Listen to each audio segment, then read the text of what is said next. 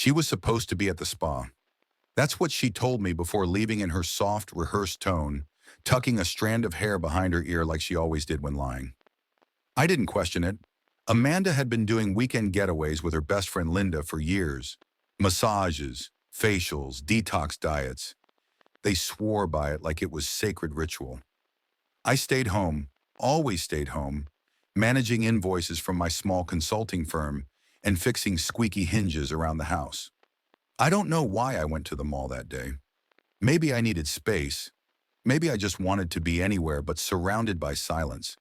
But there I was, on the escalator, when I saw her walking by the fountain. Her hand was not in her handbag, not swiping her phone. It was wrapped around a man's waist, fingers curling into the fabric of his coat like it was hers to claim. He was tall, clean-shaven, dressed like he knew someone was watching. She leaned into him, head on his shoulder, laughing at something only they would understand. She didn't see me, didn't glance my way even once.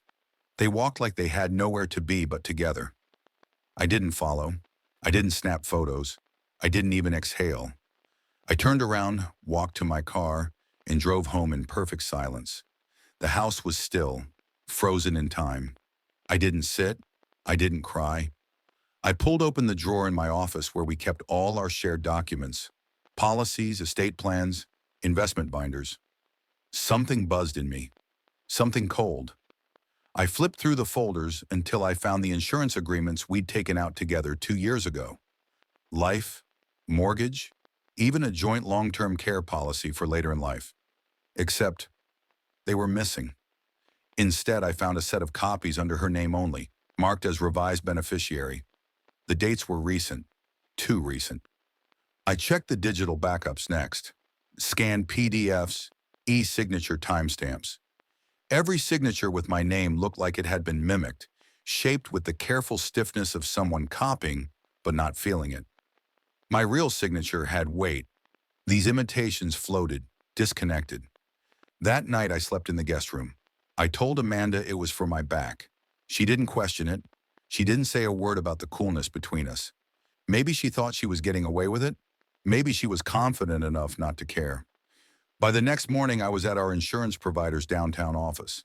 I had copies of all the documents printed and timestamped by the receptionist, who offered me a sympathetic nod she probably reserved for widowers and men who'd just been laid off. Within an hour, a rep confirmed what I already knew. Forgery, clear, and provable. That night, Amanda noticed something was off. "Why isn't my card working?" she asked, frowning at her phone screen. I handed her a printout. Every transaction for the past 6 months. Bank transfers, crypto purchases, a digital wallet set up under her deceased aunt's name. Someone buried 5 years ago, long before blockchain meant anything to either of us. I didn't say a word, just handed it over and left the room. She didn't chase after me. I didn't expect her to. I contacted her lover's mother 3 days later. Told her I was updating a charity's volunteer profiles and needed some basic background information. She was polite, even cheerful. Gave me more than I asked for. Apparently, her son had a history. Unemployment stretches masked by freelancing, petty theft swept under rugs, and a carousel of relationships that all ended in lies. I sent her a dossier in the mail. Nothing dramatic, just names, dates, facts. She didn't respond. But Amanda's phone stopped buzzing. Her late-night texts stopped lighting up the hallway. The week after, I changed all the codes. The safe, the garage, the alarm system. I boxed her things methodically, placing them in the garage in stacks. Each box was labeled with black marker. Return with awareness. When she returned from one of her usual walks, her keys didn't work. She knocked. I opened the door just enough to meet her eyes, then shut it. There was nothing else to say. She reached out to her friends. I know because I saw the calls, the unanswered messages. No one responded. Her circle, once loud and overflowing, went quiet. I didn't have to say anything. Silence was my accomplice. When she finally cornered me in the kitchen, asking why I was doing all this, her voice cracked just once. I looked at her, calm and deliberate. My actions aren't anger, they're strategy. She blinked like she was hearing me for the first time in years. I left the room before she could speak again. That was 3 weeks ago. Since then, I've rerouted every account, moved the remaining assets into protected structures with dual authorization requirements, and filed for a counterclaim. Fraud, misrepresentation, breach of contract. My lawyer tells me we have enough to shred her claims to anything. Her crypto wallet's been frozen, her name locked out of any property rights. This morning I found her sitting on the porch steps. No makeup, wrinkled hoodie, shoes she never wore out of the house before. The boxes are still in the garage, untouched. She hasn't called her lover in days. I imagine she tried. I imagine he stopped answering once his mother cut him off, and friends disappeared like smoke and wind. The only message I've sent her in weeks was a single line. You stepped off the chessboard, but I kept playing. She hasn't replied. Her home, no longer hers. The mail had started piling up again. Amanda used to check it every day, usually before I got home, throwing out the junk and stacking anything important on the side table. That habit ended somewhere in the middle of her unraveling. Now it gathered like dust in corners. I started sifting through it again out of routine more than curiosity. Bills, catalogs, one last postcard from a friend who didn't know yet, and a thick envelope addressed to her in gold ink, sealed with an embossed logo. Something about it felt staged, too curated. I peeled it open. Inside was a reservation confirmation. The Bloomfield Gardens Pavilion, booked for a spring ceremony. Lavender and ash is the chosen color scheme. Seating for 80, customized floral runners, a menu preview from a local fine dining restaurant I'd once considered for our anniversary. But what made my chest tighten wasn't the elegance of the letter. It was the name listed on the groom line. It wasn't mine. I didn't drop the envelope. I didn't clench it or crumple it. I placed it back inside and folded the flap shut with care. I opened my laptop and searched for Bloomfield Gardens, calling the number listed under the event coordinator section. A cheerful woman picked up. I introduced myself as someone interested in a similar package and asked if they had any examples of past or upcoming events. We're actually working on a gorgeous custom ceremony coming up, she said with pride. The couple was just in yesterday choosing tablecloths and runners. Oh, the groom is so attentive. She's lucky. I asked casually, what was the groom's name again? She told me, same as the one on the form, the same one whose background I had sent to his mother. I thanked her and hung up. That night I didn't sleep much. I paced between rooms, remembering every anniversary, every forced smile from Amanda that now echoed like lies. I thought about the man she was preparing to walk toward again, not in some affair's shadow, but at the center of a public celebration, a wedding while still married to me. I signed up to volunteer at the catering company listed on the reservation. It was local, small, high-end, and always looking for extra help in kitchen prep. I had decent knife skills and more rage than I knew what to do with. They didn't ask too many questions. I started showing up twice a week, shadowing the head chef. I learned quickly. No one suspected a thing. 2 weeks before the event, I watched Amanda and him walk through the venue during a rehearsal. I was in the back with a clipboard, face partially covered in a disposable mask and hairnet. She was laughing at something he said. He was pointing at fabric samples, asking the coordinator if they could do a slow dimming effect for the entrance. I couldn't stop thinking about how fake it all looked, how easily she'd rebuilt her world without so much as dusting off the remnants of mine. That night I bought envelopes, 80 of them.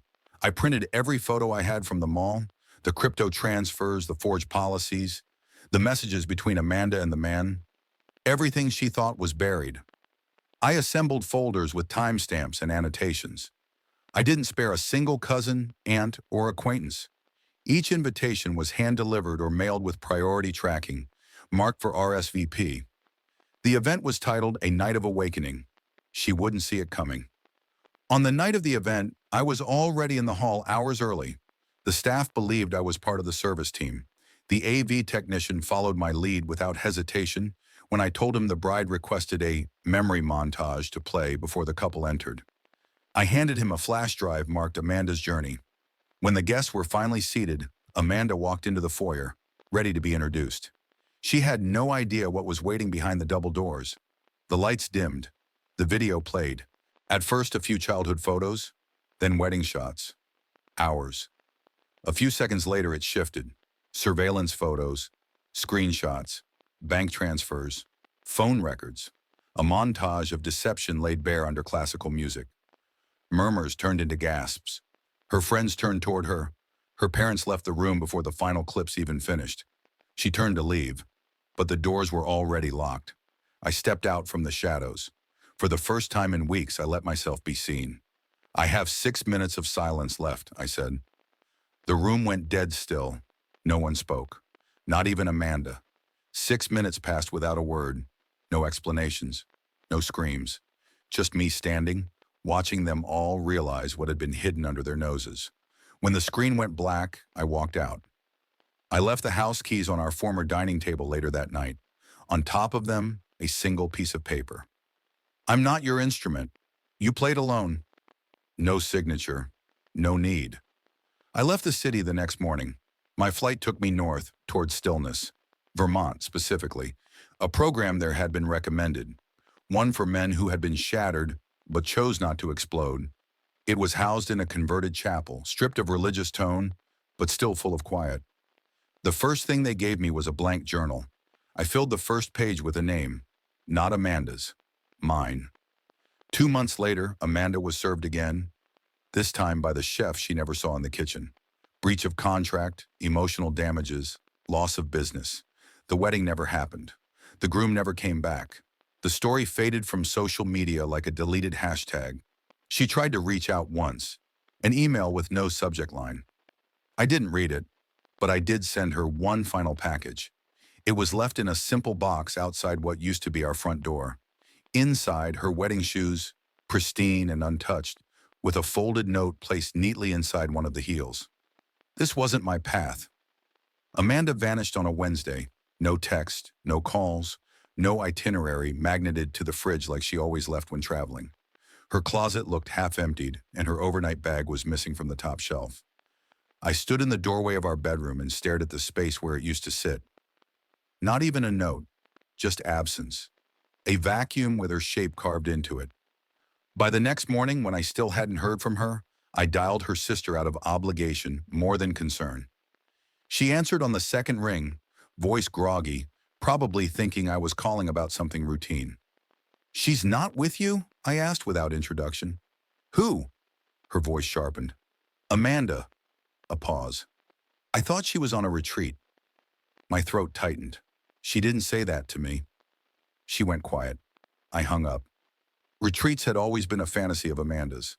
Not the spiritual kind with meditation and chanting, but elite, exclusive escapes. Places where yoga was a ceremony and martinis were served at sunrise if you knew who to tip. One in particular she'd mentioned back when our marriage still had breath in it, the Halcyon Country Club. I checked her gas log. Amanda was obsessive with it, always logging each refill. The last fill-up would have gotten her precisely there and back. No detours. I drove out the next morning. At the front gate, I posed as a maintenance inspector. My badge was a laminated card from a conference I attended last year, flipped backward in a black lanyard. The staff barely glanced at it. Inside, I went straight to the clubhouse kitchen under the guise of checking wiring for the walk-in coolers. I didn't even need to dig. On the employee board, next to a photo of a smiling couple under the heading Spring Celebration feature, was Amanda and her trainer, the same man whose mother I had already contacted, the same man who had watched me shake his hand once at a fundraiser Amanda dragged me to, the same man who now smiled at the camera with Amanda like they were already writing their wedding vows in chalk. I walked out before anyone could ask me to stay. When I got home, I didn't speak. I didn't react. I went to the cabinet and took out the trust documents we'd signed years ago. Documents that gave me the ability to transfer assets for tax purposes. I called my lawyer. By noon the next day, the house was no longer in our name. It belonged on paper to my mother. Through a clause buried deep in a power of attorney Amanda never bothered to understand, I was able to enact the full transfer without her approval. That week, I sold the car she drove, listing it under a temporary consignment and finalizing the sale within hours. The shared bank accounts had already been sealed. Now they were drained of her access entirely. I moved through the house deliberately. Each room was a project. I began stripping it of comfort. The curtains she picked, the throw blankets that matched our couch, the utensils she insisted on buying in matching bronze sets. Everything was either packed or burned. In the backyard, under the shade of a fig tree Amanda once called her sanctuary, I dragged up a box from the basement. Inside were years of paper, letters, saved concert tickets, birthday cards with inside jokes. I stacked them with care. Then I lit the match. Flames swallowed it all, slow at first, then roaring like they'd been waiting. I stood by the edge of the fire pit and watched until it was ash.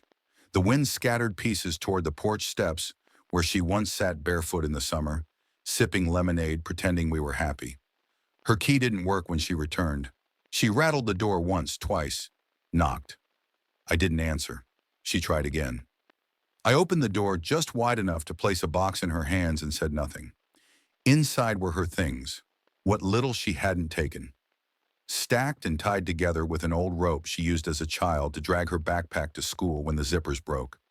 I found it in the attic. Thought it was fitting. Attached to the rope was a note in thick black pen. You stepped out of yourself. Take back everything you brought with you. She stood there for a long time, box in hand, until she realized no one was going to open the door again. No neighbor came to greet her. No friend dropped by to console her. They'd all gone silent weeks ago. Amanda faded like something leaking out of the edges of a dream. Eventually, I stopped hearing from her at all. She didn't fight the asset transfer, didn't show up for the hearing. Her lawyer contacted mine once, asking for clarification on the paperwork. We sent them the copies. Silence followed. I redirected my attention to someone else. My niece, Jenna, had lost both parents in a car accident 2 years earlier. She'd been living with her other aunt, but things had started slipping. School troubles, quiet phone calls late at night, a run-in with a school officer over a misunderstanding involving a vape pen and a missing laptop. I filed for emergency custody. By the end of the month, she was living with me. I turned Amanda's old reading nook into a study corner for Jenna, got her a desk, built the bookshelf myself, watched her settle into the silence with relief. Amanda tried to reach me once more, through a mutual acquaintance who left a voicemail saying, "She's not doing well." I deleted it. When I set up my new phone, I left her number unsaved. If she ever called again, it would show as nothing but a string of digits. No name, no history, no weight. I began walking every morning with Jenna. We passed by the fig tree daily. She never asked about the blackened circle in the backyard where the ashes still clung to stone. She just walked beside me, head down, headphones in, trusting that wherever we were going was better than where we'd been. New Orleans wrapped around me like it had been waiting. Not the party-soaked cliches tourists came for, but the parts where the air smelled like old wood and spice, where jazz wasn't a performance, but a pulse. I rented an attic above a music store off Chartres Street. It was barely livable by most standards. The walls creaked, the pipes clanked at random, and in summer the fan barely fought the heat. But it had a charm, a strange kind of peace. The shop owner, Jules, let me stay on the condition that I helped him restore broken saxophones. "You can stay up there long as you keep the brass singing," he'd said the day I arrived, a cigarette balanced on his lip and a screwdriver in hand. He didn't ask what I was running from, and I didn't offer. Most nights I played on the sidewalks, one street one day, another the next. I didn't sing, didn't speak, just let the music talk. People dropped bills into my open case without saying a word. They didn't need to. Something about the sound told them enough. The ache, the climb, the anger that had finally settled into something slower, more focused. Over time, they started to record me. I became something of a local myth. They called me the silent man with a horn, and soon bars began asking me to come in, just to play sets with no introduction. I never said my name. I didn't need to. It was at one of those gigs in a bar with floorboards older than the city's laws where I met her. Not Amanda, not a replacement, just her. Marin. She sat at the end of the bar sipping water, eyes fixed on the wall until I played. When the last note echoed into silence, she came over and said one thing. "You play like someone who knows what breaking feels like." She wasn't wrong. We talked, quietly, plainly. She'd survived her own hell. Psychological abuse from a man who turned love into a leash. Years of gaslighting, and when she finally left, silence was all she could bear. We understood each other without performing the pain. We started something called Silent Story Nights. Once a month, a group gathered in a rented back room of the music shop. Survivors sat on stage and said nothing, just sat, breathing in the presence of others. The audience clapped when they stepped down. That was it. No names, no explanations. But the room was always full. A year passed. I didn't mark the anniversary of the divorce until I felt it in my bones before I saw it on the calendar. I didn't cry, didn't flinch. I just lit a lantern and let it rise over the river. Inside, folded tight, was a name that didn't hurt anymore. It drifted upward, caught a current, and vanished. The next morning, a court summons arrived. Amanda wanted to claim part of my new income. The irony was almost theatrical. The filing read, "Petition to review income and determine equitable adjustment following spouse's financial increase after separation." The judge read it aloud during the hearing. He glanced up, mildly amused. "Your ex-wife claims entitlement to your performance income on the grounds that your healing journey post-divorce has inspired measurable financial gain." Marin was in the room that day, sitting 2 rows behind me, her hands clasped in her lap. I turned slightly, saw her eyes roll just enough for me to catch it. That was all I needed. I laughed, just once, sharp and genuine. The judge blinked, then continued. Amanda stood across the courtroom, thinner than I remembered, her hair pinned too tight. Her face was practiced, calm, poised, the way it always was when she was performing contrition. She didn't look at me, not directly, not once. The judge denied her claim before she finished her closing statement. When I got home, I opened the drawer where I kept old bits of paper, notes I wrote during the worst of it, scraps of pain turned into quiet declarations. One in particular, folded and frayed, caught my eye. I opened it and read the words I once wrote to myself when I had nothing but loss. Silence isn't weakness, it's a weapon.